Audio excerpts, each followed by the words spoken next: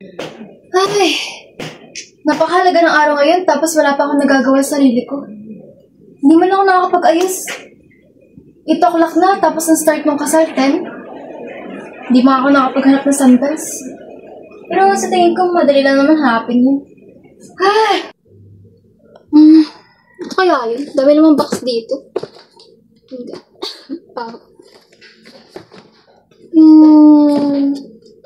Ngalang naman to. Ay! Buhay. Sa tingin ko ito yun. Ito nilagay ko sa kartong. Sandals. Pero dito akin. I think ito yun. Kasi luma yung... I-delete ko ito yung kaso na yun.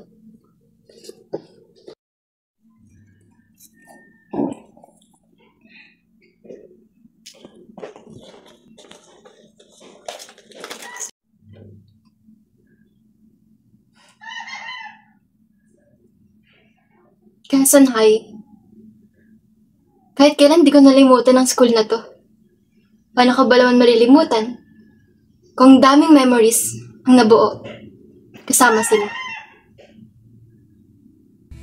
First day of school, late agad ako. Imagine, transfer pa yan.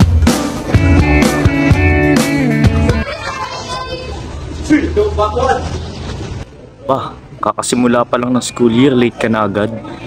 Kumuha ka nga dyan ng libro. 4 na libro, tumayo ka dyan bilang parusa mo sa pagiging late. Sige na. Grabe, isa yun sa pinaka nakakainis na pangyayari sa buhay ko. Imagine mo laman, 5 minutes ka lang late, pinalabas ka na. Dami niyong PM, may nalalaman pa kayong pagdadala ng libro, kala niyo nakakatuwa.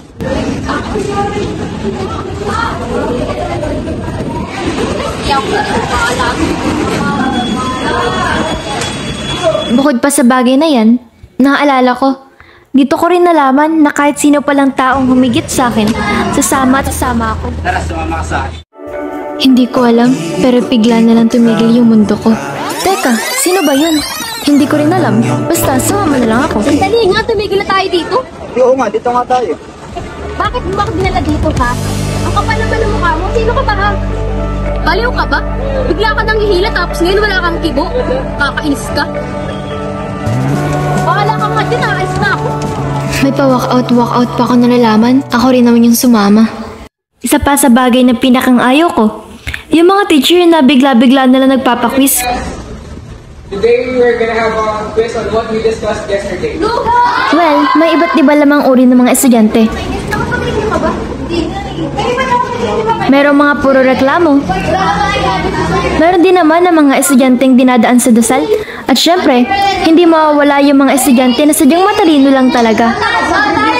Hindi rin mawawala ang kinaiinisan ng lahat. Syempre, yung puro hingi lang ng papel. Siguro, yung isa pang hindi ko malilimutan nung nag-aral ako sa Quezon High, yung nagkaroon na ng pag-aaway dahil lang sa electric fan. Nasa may electric fan? Lagi na lang yan nandyan, ha? Hoy, babae! Tutok mo dito yung electric fan! Oo, wala ka lang binabayad dito. Diyan ka pala dito. Sa cellphone ka na, nagdalaw pa, nakatutok sa'yo. Init-init na nga. Hindi mo pwede sa akin naman. Kanina pa kaya kayo, kapapasok ko lang. Bakit? Bayad ka ba? Hindi pa pwede binabayad. Hindi na pwede mag-electric. Dami mo pa init! Hoy, kayong lahat, anong karapatan niya sabihan si Mikaela ng ganan? Nagbabayad ba kayo ng laspad? Tingnan mo nga yung uniform mo, bukas na binabaras ka pa? Diba? Palibasa mo natin kasama, ginaganan niya. Press, gising, may nag-aaway, di mo pa rin naasikaso. Ha? Ano pa nangyayari, tite? Nag-aaway sila. Nagbabayad lang ng laspad eh. Asikasuhin mo muna. Ba ya? Kaya nakakalimutan. Dapat nahimik na nga kayo. Ano ba nangyayari? Yung kasi tapos kayo wait lang. Electric pa yung pinagtatalunan nyo?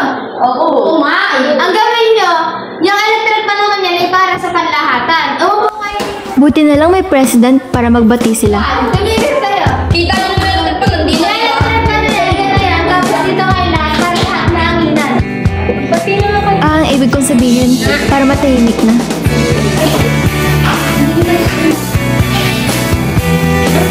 Hay, grabe.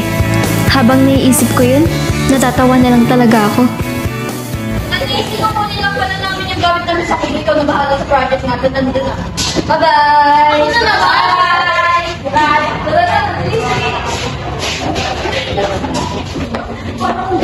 Ang taas naman ito! Pinagtitripan talaga ako ng mga yung palibasa sa transfer ako.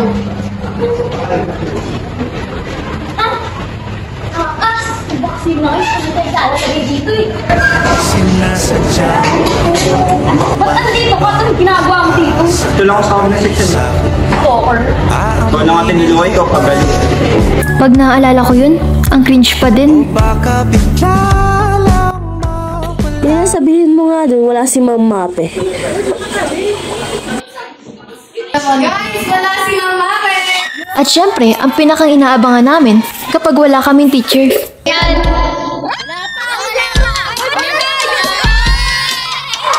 Minsan sa may kalayaan tayo'y nagtatagpuan. May mga sariling gimmick at kanya-kanyang hangad sa buhay. Kung kami masaya na sa paglalaro, syempre, may iba lamang masaya kapag naghahanap ng gwapo. Tara, window shopping. SPA building. Hindi. Sa SPS tayo, malalaki katawan. Lalo na si Mayabag. Sus, baho na. Girl, mag-ubusan pa tayo ng lahi. Akin lang si Mayabag. LOL! Kung sila mayroong special section, sa tingin ko, hindi ko laman kailangan yun. Hoy! Ano ba naman, nakakagulat ka? Parang problemado ka. Ano ba yung ginagawa mo? Wala ito, kaya ko ako pa. Sure ka? Pawis na pawis ka na. Lakas-lakas ng hangin dito. Papatulong sana ako sa'yo. Ano ba yan? Tutulungan na kita. Kakaawa ka naman. Assignment sa English.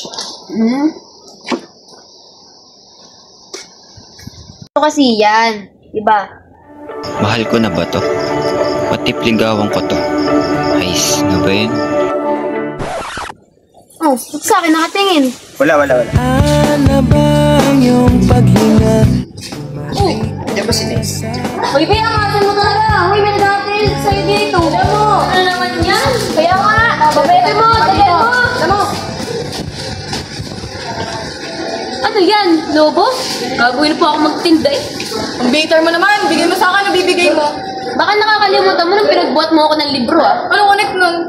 Ang connect nun, nandidilim yung paningin ko, kaya umalis ka dyan, di ba? Ang eme ko, kinikilig din naman ako. Happy Valentine's. Mahimik nga kayo! Para saan to? Valentine's naman ngayon. Ano naman? Baka pwede manligaw. Sige, ligaw lang naman. Syempre, hindi lang ang mga yun ang nakapagpasaya sa akin. Sa Quezon High,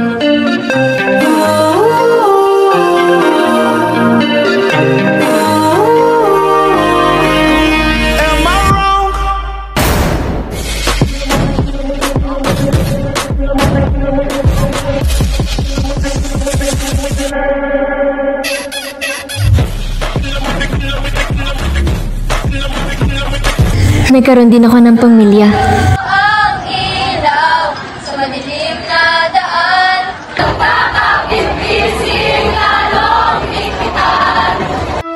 Ngayong Pasko ay maalala mo, mahina mo.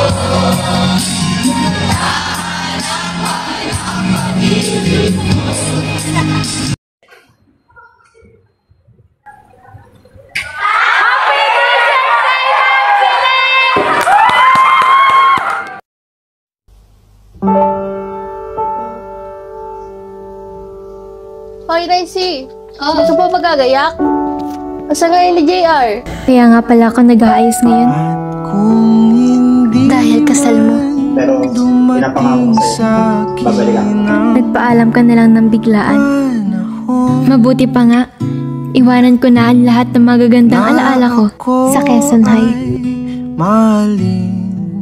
Paikot-ikot lang mula nung mailang gawa ng